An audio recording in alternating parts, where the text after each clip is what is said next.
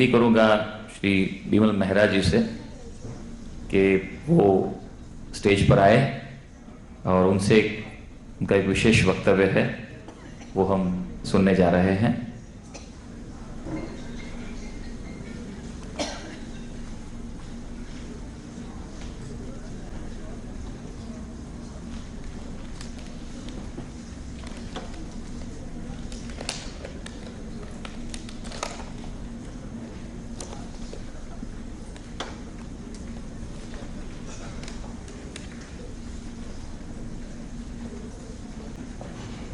First of all, I extend my deep sense of gratitude towards Mrs. Meeta Jaini and her team, honorable guests on the dais, ladies and gentlemen.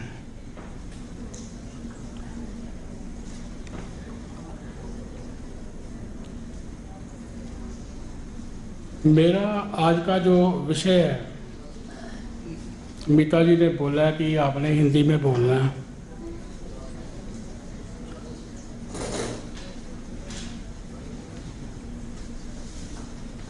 Education for career, worry of parents. आज के ज़माने में parents को यही worry है कि हमने अपने बच्चे को, अपनी संतान को कौन सी विद्या देनी है, कैसी विद्या देनी है। उसको डॉक्टर बनाना है, इंजीनियर बनाना है, चार्टर्ड अकाउंटेंट बनाना है, या उसको फॉरेन कंट्री भेजना है। ये आज का बड़ा बर्निंग टॉपिक है और थोड़ी सी इसके ऊपर मेरा शोध है या रिसर्च है मेरी कि जस्ट पांचवें घर को देख के, चौथे घर को देख के, दूसरे घर को देख के इसकी प्रेडिक्शन नहीं देनी चाहिए। कई ऐसे मेरे सामने भी केसेस आए हैं कि देखने में तो ये लगता है कि जो बच्चा है वो बीटेक कर रहा है, बीटेक कंप्यूटर साइंस कर रहा है, लेकिन वो किसी प्राइवेट फर्म में अकाउंटेंट की जॉब कर रहा है, तो फिर कहाँ गई उसकी बीटेक?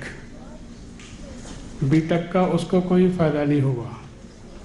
कोई ऐसे केसेस भी हैं जिन्होंने BA MS की है लेकिन छोटी सी जॉब पे काम कर रहे हैं, चाहे किसी हॉस्पिटल में ही करते हैं, लेकिन काम चल नहीं रहा।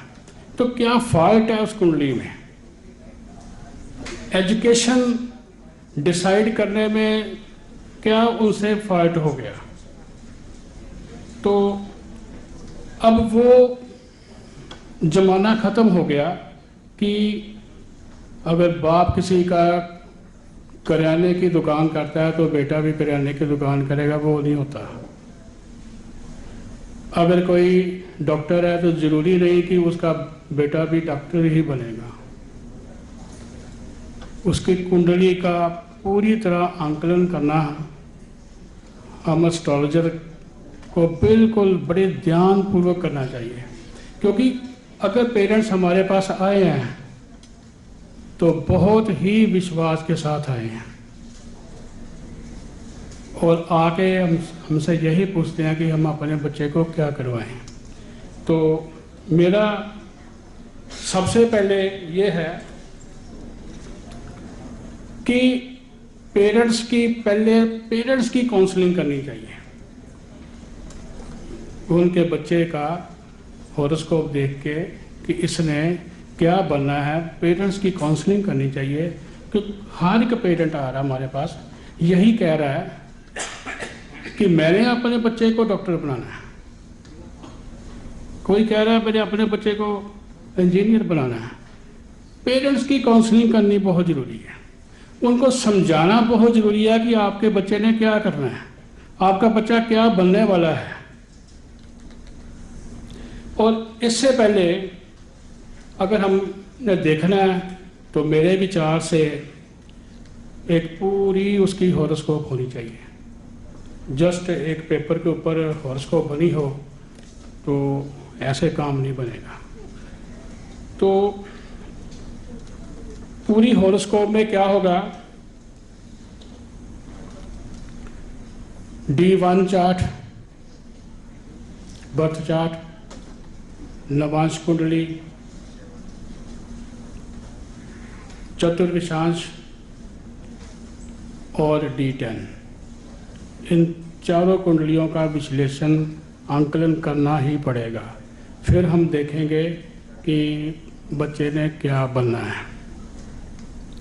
दूसरा, अभी यहाँ हमारे ऑनरेबल स्पीकर बोल रहे थे कि दशा का आंकलन करना बड़ा ज़रूरी है। दशा, कौन सी दशा देखनी है? हमारे पास कई तरह की दशा हैं। विंशोत्तरी दशा देखनी है, योगिनी दशा देखनी है, चर दशा देखनी है जेमिनी की, और सबसे ज़रूरी जो मेरे अपने एक्सपीरियंस की बात है कि नवांश कुंडली की जेमिनी में चर दशा निकाल के फिर उसका आंकलन करना चाहिए। नेक्स्ट, फिर वही बात, इनकी बात को एंडोर्स करते हुए कि नक्षत्र देखो कि कौन से नक्षत्र में कोई प्लैनेट बैठा है जिसने हमारी एजुकेशन को चला के आगे लेके जाना है। ज़रूरी नहीं कि राहु की दशा चल रही है तो एजुकेशन खराब करेगा।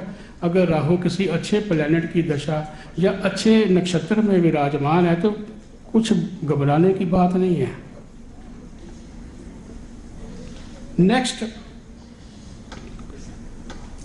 सबसे महत्वपूर्ण बात हमने ये देखनी है कि during the course of studies, एक बच्चा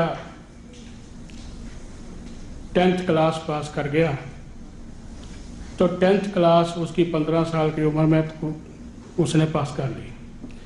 अब उसकी जो during the course of his studies up to joining of his duty और ज्वाइनिंग ऑफ हिज सर्विस, वो सभी दशा देखने की बहुत ही ज़्यादा ज़रूरत है।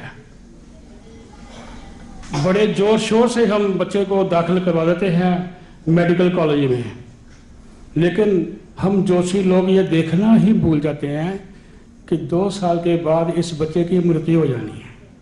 होता भी है।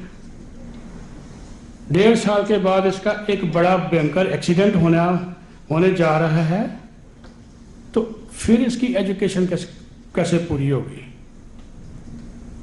माँ बाप तो कैपिटेशन फीस दे रहे हैं, माँ बाप तो पैसा लगा रहे हैं, कॉम्पिटिटिव एग्जामिनेशन दिला रहे हैं, लेकिन यहाँ आके हम लोग ज्योतिषी लोग फेल हो जाते हैं कि हम उसकी during the course of his studies, जब तक उसकी पढ़ाई चलनी है, उसकी क्या क्या दशा आ रही है, किस किस प्लैनेट की दशा आ रही है, योगिनी दशा क्या है, विंशोत्तरी क्या है और चर दशा क्या कहती है, ये सारा देखना, दशा वाइज देखना बड़ा ही जरूरी है। One thing. दूसरी बात, आज तो पेरेंट्स का कामकाज बड़ा अच्छा है, फाइनेंशियल कंडीशन पेरेंट्स की काफ़ी अच्छी है, लेकिन 2 साल के बाद 3 साल के बाद बच्चे की स्टडी के दौरान उसकी फाइनेंशियल कंडीशन ही ख़राब हो जाती है, तो वो आगे पढ़ाई कर ही नहीं पाते। तो ये भी हमने देखना है।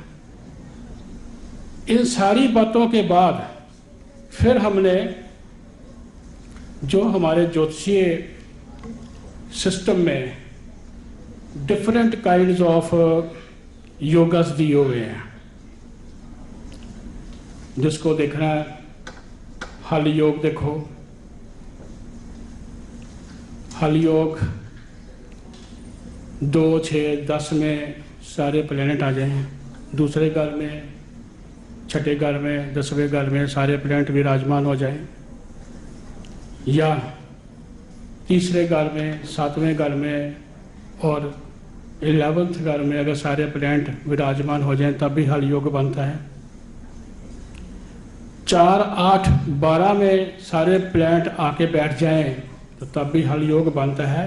तो जिनकी कुंडली में हल योग होता है, सजेस्ट देम गो फॉर, बच्चा कैसे कहाँ जाए, एग्रीकल्चर, फ्लोरिस्ट, बॉटनी पढ़े, हॉर्टिकल्चर पढ़े और एस्टेट मैनेजर का काम करे। तो ऐसे ही हमने उनको बताना है कि आप इंजीनियरिंग की तरफ ना भागो, आप डॉक्टर की तरफ ना भागो, उसको इस लाइन में भेज दो, बीएससी एग्रीकल्चर करवा दो, बीएससी हॉर्टिकल्चर करवा दो, बॉटनी में उसको एमए करवा दो, एमएससी बॉटनी करा दो, पीएचडी करवा दो, तो बच्चा उसमें एक्सेल करेगा। नेक्स्ट जो आमतौर पे हम देखते हैं वो केदार योग है। सभी को पता होगा केदार योग कैसे बनता है। देन कमला योग कैसे बनता है, कमला योग देखो उसका, दामनी योग देखो उसका, और त्रिलोचन योग देखना जरूरी है कि उस बच्चे की विजिबिलिटी, उस बच्चे की सोचने की ताकत कहाँ तक है। सब कुछ देखने के बाद हम देखेंगे उसका third house, stamina for learning, कि अपने काम के लिए, अपने पढ़ाई के लिए वो कितना टाइम डिवोट कर सकता है, यह सबसे महत्वपूर्ण बात है। थर्ड हाउस देखो, और उसके बाद 10th हाउस को देखना, 11th हाउस को हमने अच्छी एजुकेशन के लिए लेके जाना है। इससे आगे क्या है,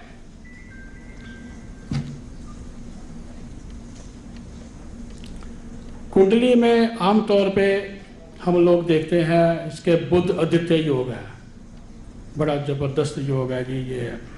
लेकिन बुध आदित्य, मेरे अपने रिसर्च या मेरी अपनी एक्सपीरियंस की बात है कि बुध का लॉन्गिट्यूड सूर्य के लॉन्गिट्यूड से ज़्यादा होगा तो बुध आदित्य योग काम करेगा, नहीं तो नहीं काम करेगा। जितना सूरज के बुध क्लोज होगा लॉन्गिट्यूड वाइज, और उसके जो डिग्री है बुध की वो सूरज से ज़्यादा होनी चाहिए। 1 डिग्री का फर्क हो, डिग्री संधि पे हो, 1 डिग्री का फर्क हो, सबसे अच्छा बुध योग, बुध आदित्य योग बनेगा।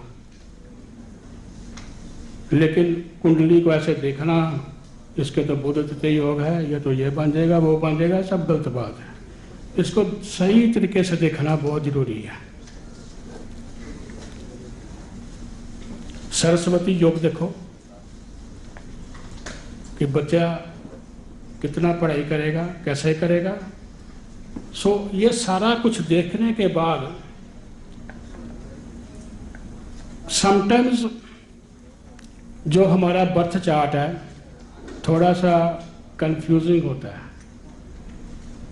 जल्दी पकड़ में नहीं आता। ये विषय ही ऐसा है एस्ट्रोलॉजी, जल्दी किसी के पकड़ में नहीं आता जब तक उसको पूरा पढ़ेंगे नहीं। तो एक बार मैंने इंदु लगन की कुंडली से भविष्य के बारे में जो जो किसी को बताया वो बच्चा वैसा ही बन के बाहर आया। उसकी जो बर्थ चार्ट थी वो इतना हमें गाइड नहीं कर रही थी जितना उसका इंदु लगन गाइड कर गया। समय की पाबंदी के कारण फिर कभी मिलेंगे, फिर कभी ज़्यादा बात करेंगे। इसी से मैं आपसे आज्ञा चाहता हूँ। Thank you.